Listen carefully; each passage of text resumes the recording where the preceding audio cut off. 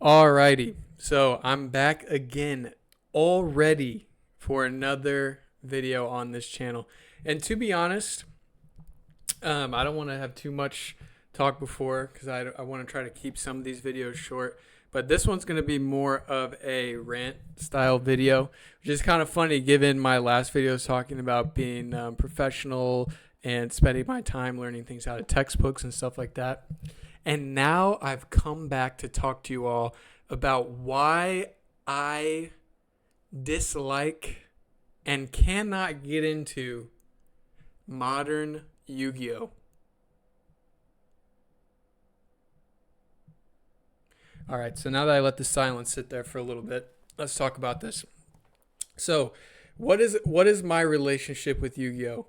I, like every other person my age, born in 1998 or circa that time period, this thing took us by storm. Okay, back when you could still buy things at a Blockbuster, not even rent, you could buy things. I used to every time we would go rent a movie, believe it or not, from Blockbuster. I would ask my parents to buy me card packs of Yu-Gi-Oh! I know a lot of people were into Pokemon as a TCG growing up and collecting those cards, but honestly, the games are good enough for me. I didn't really see the purpose in doing the cards until they started up the card program at my library, which, by the way, if you have kids that are into Pokemon at all and your library does have like the card weekly tournament, whatever thing going on, the version that is actually sponsored by the Pokemon company, absolutely do that. Like not middle school, fourth and fifth grade me, like ate that shit up. But why are we talking about Yu-Gi-Oh? Yu-Gi-Oh was my passion. This is like the game that I actually liked playing. This is the game that me and my friends used to talk about all the time. The show we used to watch, and everybody's got the same experience of thinking the rules work differently than they actually do because, in the show, they would just do things for fun to make the combos work, or they would just straight up lie about the text on a card. And that's okay because, honestly, I don't know if they had half these cards figured out when the game actually, when the synchronization of the TV show and the card game was interesting at best in the beginning. It feels like nowadays it seems like they try harder to make like combos from the existing cards so that it's more realistic, like in the dark, whatever the Triple D movie's called, Dark Dimensions or something like that. I feel like they did a better job of showing like legitimate combos. But what is my point? Like, I'm already off track here quite a bit. Why does modern Yu-Gi-Oh not tickle the same fancy that it used to for me in the past? Well, I think like many other people, it's like a meme at this point to be like, oh, old school Yu-Gi-Oh player tries to come back and play it today. But obviously, the game has changed a lot. I don't think old players are expecting the game to be the same. I think everybody is aware that you can no longer really set monsters and expect for them not to be just an inconvenience, or you're not going to be playing the same thing. Like back in the day, a tried and true setup for me when I would play the Game Boy Advance version of the game. I think it was like the Worldwide Edition, whatever that game is called, Stairway to whatever. But regardless, when I played that game, a classic setup was, if I gotta have Giant Soldier Stone, I gotta have Mystic Elf. Because then I can set these boys 2,000 defense in defense mode, and I'll pop out and just absolutely surprise the computer when they go to attack me with their 1800 beat stick, and boom, you couldn't do it, That it's obvious as an old player that that's not going to be the case anymore, But what I feel like is just like absolute torture is that this game is completely different, okay? Like the idea that I'm supposed to sit here, because the reason why this has all come to place is that I booted up Master Duel trying to be like, oh, let me play this for a little bit, see if I can get into it. So you expect me to sit here and watch my opponent build something for like a literal 5 minutes. And I don't even have the opportunity to understand what's happening. Because the card text obviously is an issue. It's always been an issue. But like, I can't even like try to read what's happening before it happens. And so because it's a computer game, I know that they're allowed to do it because otherwise it just wouldn't work. But I can't even understand the strategy of the engine that's being played against me while I'm playing the game. I have to then go back and like study somebody else's engine for that to make any sense to me, you know? And then on top of that, it's like there are so many cards that if I'm looking for something, even if I were to try to come up with something where I'm like, okay, it seems like all this gross stuff that I don't like in the current version of the game is due to alternate summoning methods that I'm not familiar with and special summoning. Okay? Like hella special summoning. Like tons of cards are like, if you have nothing on the field, special summon from the hand. Tons of cards are like, if this is the only card in your hand that's a monster card, special summon from the hand. Tons of cards are like, if this monster's in your graveyard, just special summon it. Link Karibo, I feel like I took trying to learn link summons in the tutorial stuff. You know, obviously they're trying to get you to chain off Link Karibo. And it's just like, after playing with some of the newer cards, the idea that I have to have a level 1 normal monster on the field to bring Link Karibo back sounds like an insane requirement compared to everything else that exists in the game now. Right? Like, it feels like you should just be once it's in your graveyard, I should just be allowed to take it back. The point at which this game is now. Even banished cards are, to my knowledge at least, in some way able to be returned to the hand, right? So it's just like, what is going on? Okay, I can't understand the engine. There's no possible ability for me to read and understand what my opponent's actually doing during the match. And so on top of that, for me to even come up with a competing deck strategy, I would have to get like a doctorate in the card pool in order to workshop something that would even be interesting and not like some version of an existing meta. And not to mention, the card pool is so big that even if there were cards that could attack the current meta, like I hear, just because I watch videos now trying to figure out if I could even get into this game again, I've learned about the existence of like Fiendsmith, Snake Eyes, all that kind of stuff, right? I feel like I haven't watched enough videos to know what the engine is with Snake Eyes. So if I don't even know what the stall would be, but like, or what the counter would be.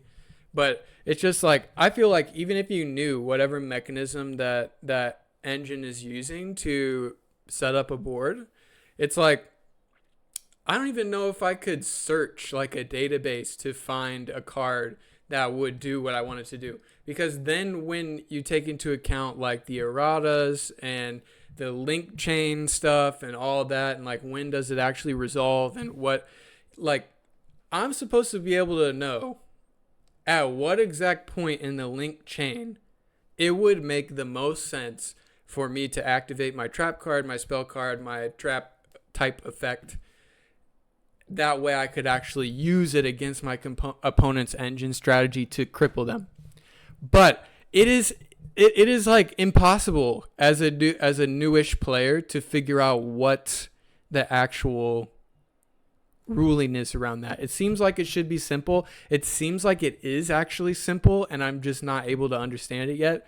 But regardless, like, why is it so hard?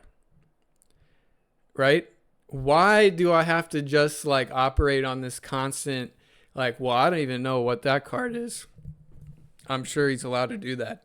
And then the counter strategy, right? The other thing about the playstyle of the game is that you hear people talking about trying to fit as many non-engine cards as possible into the deck so that they can play as many of these hand traps as they possibly can.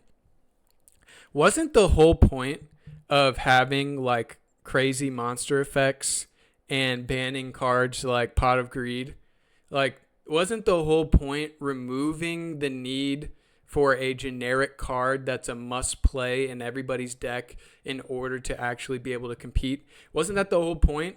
Was that like you want to stop that from happening, so you get rid of the +1 advantage because that's a crazy card to have. Really, it's a +2, but you get what I'm saying, compared to cards like Graceful Charity and things like that. It's like, okay, we got to get rid of that card. That card's disgusting. That's way too generic. But when everybody is required to run 3 Ash Blossoms, 3 Impermanence, like I don't even know what the rules are, so I'm sure those cards are limited. But if I have to run as many popular hand traps as possible in order just to have a viable deck, like I have to take up 15 card slots with cards that have nothing to do with my strategy just to be able, so that when this guy tries to make his like disgusting other board happen, I have to at every step be like, no. And on both sides of that equation, it's not fun. Like, this guy just thought of some clever strategy to set up his board in some fun way. Or he's playing a meta strategy that's fun to play because you can set up the board. And so my only strategic option to fight that is to play a counter strategy where I just take all the fun he's trying to have and I throw it out. And then I try to have all my fun and he throws all that out. Or she throws all that out. And then we do that for 4 turns, and then the game's over because somebody's not able to draw a negate, and then like one person sets up and takes for win. You know, like what are we doing? Like, what? It just I just don't get it. Like, I can't think of a way. So here's the thing. I'm gonna try to be prescriptive in the end of this video, but I have thought about this quite a bit, because I would like to get back into this game because I am very fond of it as a property, nostalgically, as a concept, like all of that. And who's to say that this game, which is like the second most popular game in Japan, couldn't become the most popular game in the United States? And I know some people are like, what the heck is this guy talking about? But think about it. The way technology is moving, alternative reality glasses and other things that set up AR in our space, or even like hologram technology if it weren't so expensive. Like, let's just like think about the consumer version of like a Microsoft HoloLens, right? This sort of a thing, once it reaches the ease of use of like, I'm just going to throw on my slightly heavier duty glasses and now I can see an entire overlay on my world. Once AR is really out and popping and doing what it needs to do, why shouldn't Yu-Gi-Oh! Take over? There's already established lore with like the dual disc and the holograms and all that. You literally make that real life. And at that point in time, it's your chance to win or lose. Right? How they respond to that technological change is a win or lose, because it's like if somebody else makes an analog to Yu-Gi-Oh, whereas it's like a similar enough game, but they really knock it out of the park with not making it gross and then using the technology, like that would be a missed opportunity for Konami, right? So before we reach that point, what could Yu-Gi-Oh do to make somebody like me more interested in playing the game?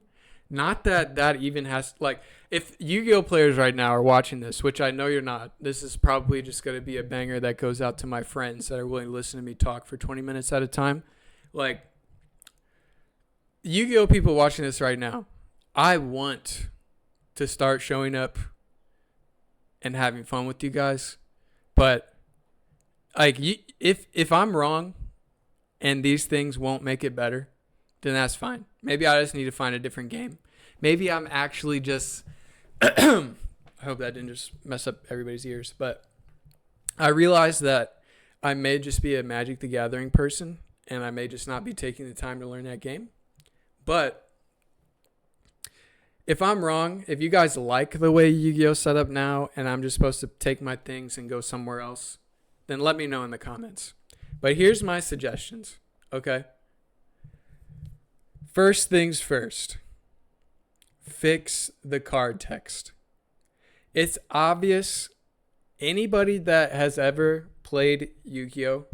To a slight degree and has tried to get back into it and tried to read the card text and understand what everything does, like, there's no reason why they can't do what they do in Magic the Gathering, where very common effects like a negate for a card burn or a,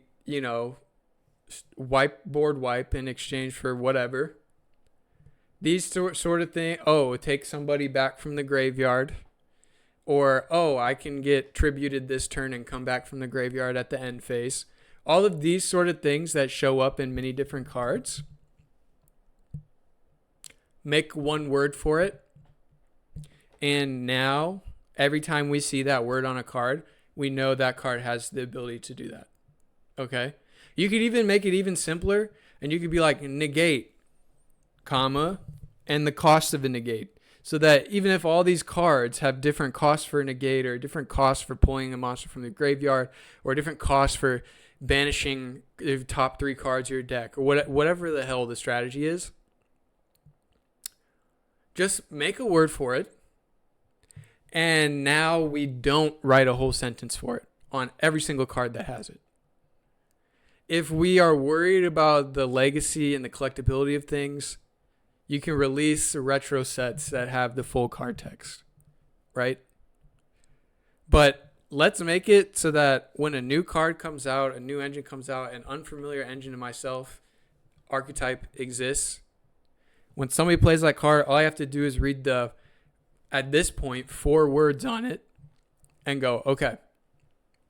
And then you may even be able to start doing like what Magic does. I'm pretty sure is what Magic does.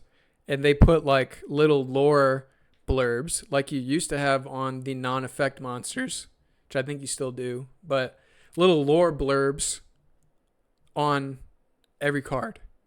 And then your whole like sell through with the anime that they're trying to do, where now it's like an anime about the card lore instead of like a person like Yu-Gi or whatever. Now this is going to be a lot easier to connect, right? Synchronize across the way. Okay, so that's my first suggestion. Let's go ahead and clean up the card text. All right. My second suggestion. Stop with the cards that have 5 effects. Like I get that that a boss monster should have a lot of fun stuff it can do, because otherwise it's just, other than artwork and the attack and defense, it's not really that much different than every other monster in the game. I understand that.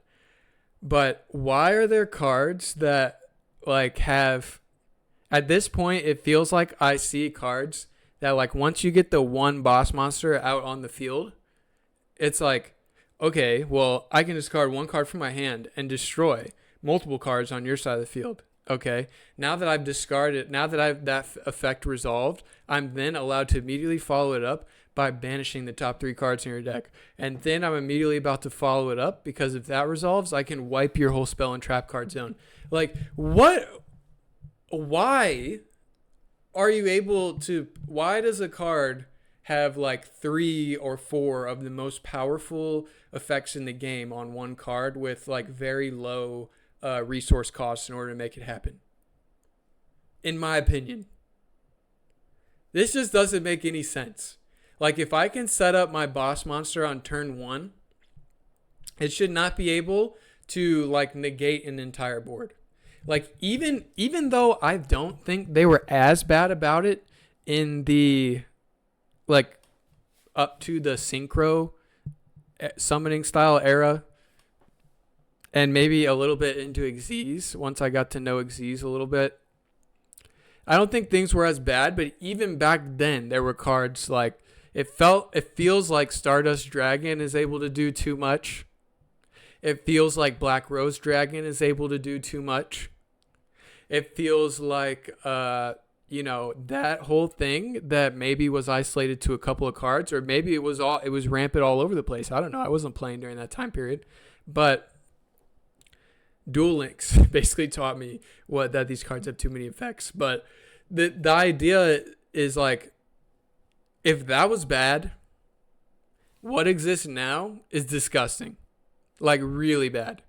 Like if you want to have a card like that, it should be Exodia level summoning requirements to do that. Okay, because if you have a card that basically once it's out on the field you win game, like, I should have to mill the whole deck and set up something to get that on the field. I should not be able to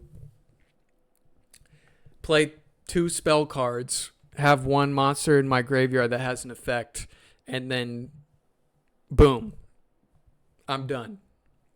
That is like crazy to me. Now, my other critique is going to basically make it sound like that's impossible, and I'm sure in practice that's impossible, but like, you get what I'm saying. Why do these cards, like, one boss monster from an anime season should be able to negate, another one should be able to destroy, another one they shouldn't have all of it. Okay, you shouldn't be able to get all of it, and every card that has all of it, either errata to make it harder, or freaking ban them. Just ban them. Just remove them from the game. Just do it, because we're worried about the future of the game, right? Okay. Now that I've probably offended people, I'm going to get into my third one. This is the big one of like, if current Yu-Gi-Oh people are like, no, I like that it's this way, I'll pack up my things and go. I don't want to ruin anybody's fun. But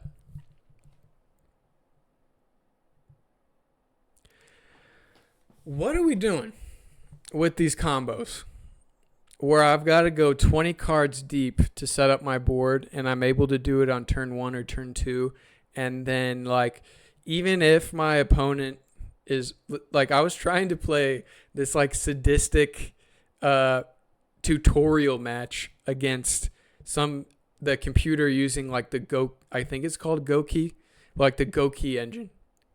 It felt like, to me, I could not figure out what the hell was going on the other side of the field. I would get rid of somebody, the big monster, and it would be like 3 show up, then 3 turn into the big monster again. Then he pulls out a different big monster that's able to consume 1 and hurt me, and then another one is able to use the fact that worked in order to bring out the big guy. And like, I just don't, I had no idea what was going on, and it's all happening so fast. And on one side of that is a person who's being played with that strategy and can't understand how to respond to it. The other side of that is then the thing gets turned over to me, and I'm trying to figure out how to do freaking Cyberse combos my first time with the loner deck, and I can't, like, I just simply don't have enough time to read all these cards to figure out what the optimal combo is. It shouldn't be that hard. It really shouldn't be that complicated, because we're not trying to, like, in my opinion, when I'm playing a game like this, I'm not trying to sit here and set up for 5 minutes on one turn and, like, also read my own cards to figure out what they do. Like, I know people will be like, well, you're supposed to know your own deck, but it's just like, it's all just too much. Like, why is this the way it is? Like, because listen, I get the appeal. Like, I'll be the first person to say that a clever combo or a clever deck strategy is like one of the coolest things or one of the most interesting things that could ever come out of a game. You know, like when in Wi-Fi battles on Pokemon, when people figured out that you could transfer, you could basically do like a combo where you transfer. Oh gosh, I can't remember what that ability's called that Ralts has got, that makes it so you can't be affected by like enemy effects. Basically, it makes it so that if you were to be burned, poisoned, XYZ, it won't work. And then you can also baton pass into somebody. You know what I'm saying? Like, it was that Ninjask. Here, I'm about to mess up this whole analogy. But it was that Ninjask combo where basically it ends up having Wonder Guard and Focus Sash, and it only has 1 health. So, with that combo altogether, unless Leech Seed, I'm pretty sure it's unkillable. That is interesting. That's fun. That's especially when you play against people who are just running legendaries. It's funny to just surprise them with like some crazy strategy that's unbeatable. The problem is that if the whole game was nothing, like you had to come up with those harebrained strategies in order to even play, if that's the main course of play, weird. I just like, what are we doing? I thought we were playing a game. I'm not able to participate in the game until you're done doing your whole thing, and I've either negated the whole thing or I board wipe it at the start of my turn, and then I do my whole thing, and then you do that again to me. And it's just like, why? There's no game in my, and I'm a TCG noob, but there's no game in my mind that has the same sort of like spell card, trap card, normal summon, different summoning techniques sort of thing. And the only game that does have this is broken right now. Like, I feel like Yu-Gi-Oh! Is broken. So it's just frustrating. So that's my third. What is my recommendation to solve this problem? It is that let's just stop it with the card effects that are gross. Like, let's just stop it with the, like, if there's no monsters on the field, special summon from my hand with no cost. Like, even cards that make it so that it's possible to play the archetypes I like Ancient Rules. The idea that I could play a spell card and then play a level 8 monster with no cost is like, so there's just like no way. Like, turn 1 Blue Eyes, and when we used to play the game in the past, was like some anime false stuff. Okay? But regardless, I think I've gone on about this for too long. I could probably keep talking about it, but to summarize, what's my problems with current Yu-Gi-Oh?